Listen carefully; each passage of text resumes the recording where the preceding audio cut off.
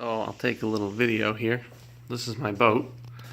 Clearly it is not being used because it's being fixed up. There's the seats. Here's my prop for it. Spins fine, no problems. And if you look, it is a 10 3/4 by 17.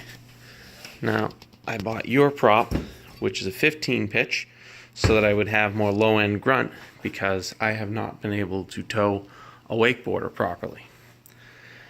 And you can see right here, to me, it looks like it was dropped right there.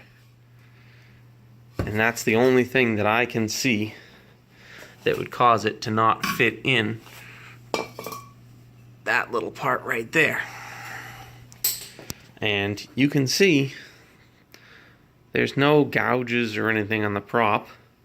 It's not like I could have taken it out and hit something with it.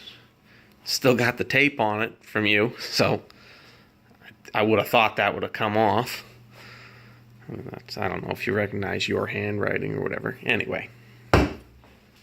But yeah, I have not put it on in 3 weeks because I am rebuilding the boat.